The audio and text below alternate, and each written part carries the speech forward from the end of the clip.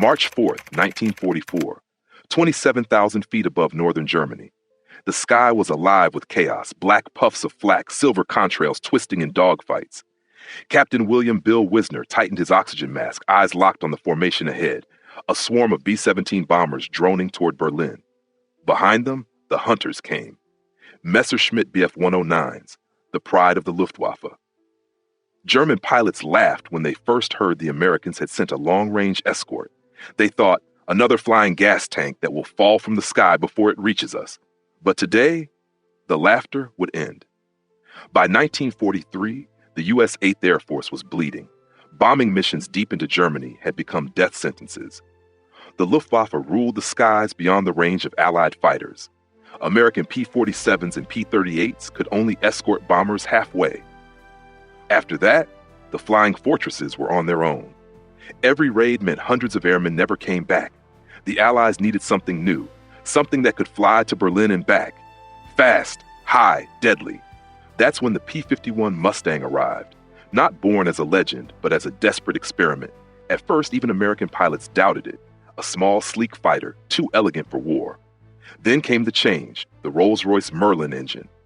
The same heart that powered Britain's Spitfire. When fitted into the Mustang's frame, it created a miracle.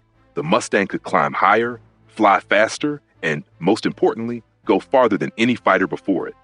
The Luftwaffe laughed it off. But in March 1944, over Berlin, the laughter stopped. The P-51s, Cadillacs of the sky, soared in formation, their silver wings glinting in the sun.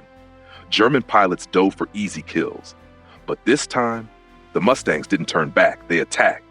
Captain Don Gentile, in his P-51 Shangri-La, rolled into a dive. Target in sight, he whispered. 850 caliber Brownings roared, and the Messerschmitt vanished in flames. Across the radio, German voices panicked. Langstreckensjäger, long-range fighters, over Berlin. The Hunters had become the hunted. P-51s shredded the Luftwaffe with surgical fury, speed, climb, range, precision. The Germans couldn't escape them. Captain Whisner's guns jammed. Flak tore through his left wing, but he stayed, guiding wounded B-17s through a sky of fire. Hours later, when the bombers turned home, everyone that could still fly made it back.